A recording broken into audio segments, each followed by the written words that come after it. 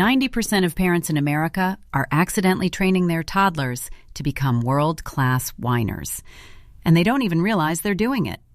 Imagine you're at a casino in Las Vegas, standing in front of a bright, flashing slot machine. You pull the lever. Nothing. You pull it again. Nothing. But then, on the 10th try, you hit the jackpot. What do you do next? You keep pulling that lever over and over because you know that eventually it pays out. Well, here is the shocking truth. If you are inconsistent with your toddler's whining, you have turned yourself into a human slot machine. By giving in just this once because you're tired or embarrassed in the middle of a Target aisle, you aren't just stopping the noise for a second. You are teaching your child that whining is a high-stakes game they can eventually win. This video is going to change the way you hear that high-pitched sound forever, because we are going to break the cycle and reclaim your peace of mind. Let's set the scene, because we've all been there. You're in a crowded coffee shop in Chicago, or maybe navigating the narrow aisles of a grocery store in Brooklyn. Your 2-year-old wants a chocolate croissant. You say, no. Then comes the sound, that grating, nasal, nails on a chalkboard whine. But I want it.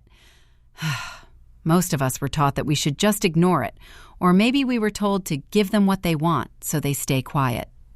We think we're being kind, or we think we're just surviving the day. But the problem is, we're operating on a fundamental misunderstanding of toddler psychology. We think they're being bad or manipulative. In reality, they are little scientists, tiny researchers in diapers who are constantly running experiments on us. They are testing the parental response variable. When you give in after 5 minutes of complaining, you haven't fixed the problem. You've just funded their next research project. Now, why is this so damaging? It's because of a psychological principle called intermittent reinforcement. This is the secret sauce that makes gambling so addictive. If a behavior is rewarded every single time, it's easy to stop when the reward stops. But if a behavior is rewarded sometimes, unpredictably, it becomes almost impossible to extinguish. Experts at Harvard and Stanford have looked at this for decades.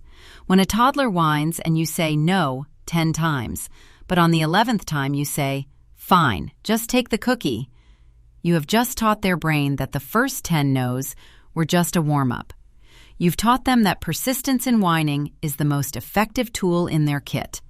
While parents in places like Japan or parts of Europe often emphasize calm, consistent boundaries from day one, American parenting culture often falls into the trap of negotiation. And let me tell you, you cannot negotiate with a person who still thinks their shadow is a monster. Here is the big reveal.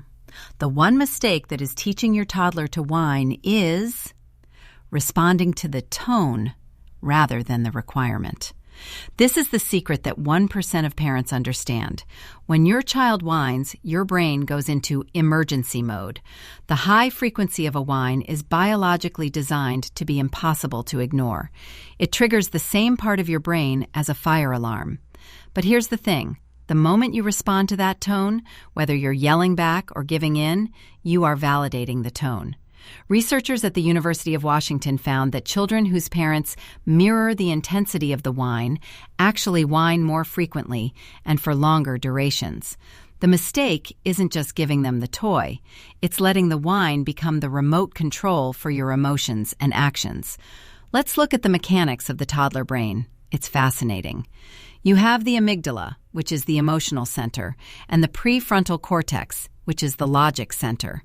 In a toddler, the prefrontal cortex is basically under construction. It's like a building with no roof and half the wiring missing. When they whine, they are stuck in the amygdala. They literally cannot access logic. When you give in, you're essentially giving a hit of dopamine to that emotional center, telling it, "Great job, do that again." On the flip side, when you stay calm and consistent, you are helping them build the bridge to the prefrontal cortex. Dr. Daniel Siegel, a renowned neuropsychiatrist, calls this taming the lizard brain. If you want to stop the whining, you have to stop feeding the lizard. I want to share a real-world story to show you how this plays out. Meet Sarah and her son Leo from Los Angeles. Leo was the king of whining. Every time they went to the park, Leo would whine for an extra 20 minutes of play. Sarah would say no, then maybe, then 5 more minutes, and finally she'd drag him away while he screamed. It was a nightmare. Sarah decided to stop the one mistake. The next time Leo started that nasal, "I don't want to go," Sarah did something radical. She didn't get angry. She didn't give in. She looked him in the eye and said, "I hear you want to stay, but I can't understand your whining voice. I'll listen when you use your strong voice." Leo whined louder. Sarah simply waited, calm as a monk. It took 3 days of intense pushback, but by the 4th day, Leo realized the lever was broken. He stopped pulling it. He started asking, "Can we stay longer, please?" in a normal voice. The transformation was like night and day. To help you implement this, I've developed a framework called the C.A.L.M method. It stands for Connect, Acknowledge, Limit, and Move On. This is the roadmap to ending the whining cycle forever. Let's dive deeper into step 3, setting the limit. This is the hardest part. You're going to see something called an extinction burst. This is a term from behavioral psychology. When you stop rewarding a behavior, the behavior will actually get worse before it disappears. Think about a vending machine. If you put your dollar in and nothing comes out, you don't just walk away. You push the button again. You shake the machine. You might even kick it. Your toddler is going to kick the machine. They will whine louder, longer, and harder because they are checking to see if the slot machine is really broken. If you give in during the extinction burst, you are teaching them that they just need to be more extreme to get what they want. You have to hold the line. So, what does the timeline look like if you start today? But what if you're in a high-pressure situation? Say you're on a flight from Nembury to London and your toddler starts whining for your iPad. You're worried about the other 200 passengers. This is the troubleshooting phase. In these moments, it's okay to use a bridge. Instead of just saying no and letting them scream, offer a choice. We aren't using the iPad, but you can choose the red book or the stickers. This gives the toddler a sense of control without you giving in to the whine. Remember, the goal isn't to be a tyrant, it's to be a consistent leader. If you give in because of social pressure, you are essentially telling your toddler, if we are in public, the slot machine is open for business. Don't do that to yourself. Let's talk about an advanced technique, positive reinforcement of the strong voice. Most parents only pay attention to their kids when they are being loud or annoying.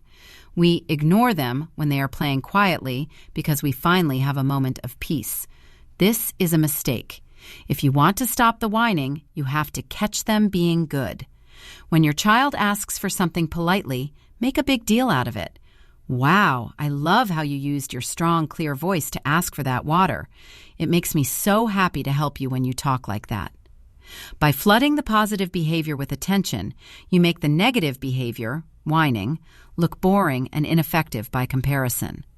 I want to address the level 5 of this struggle, parental burnout. If you are exhausted, running on 3 hours of sleep, and trying to manage a career in a high-stress city like San Francisco, staying consistent is incredibly hard. It's okay to be human. If you slip up and give in to the whine one day, don't throw in the towel. Just acknowledge it. "Mommy was very tired today, and I made a mistake by letting you whine for that candy. Tomorrow, we're going back to our strong voices." Being honest with your child actually builds emotional intelligence. It shows them that boundaries are important, even if we sometimes stumble. To wrap this up, let's recap the journey we've been on. The one mistake isn't just about the toy or the cookie. It's the inconsistency that turns you into a slot machine. Your action plan starts right now. The very next time your child starts that high-pitched, "Please," I want you to take a deep breath. Do not get angry. Do not argue. Simply say, "I'll be ready to listen when you use your strong voice," and then walk away or turn your attention to something else.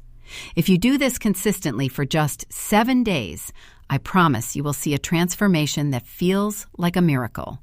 I want to hear from you. Comment below with the phrase strong voice if you're committing to this 7-day challenge. I'll be jumping into the comments to offer support and answer your specific what-if scenarios. You've got this, parents. You aren't just stopping a whine. You're teaching your child how to communicate with the world with confidence and clarity. In our next video, we're going to tackle the bedtime battle and how to get your toddler to stay in bed without the drama. See you there.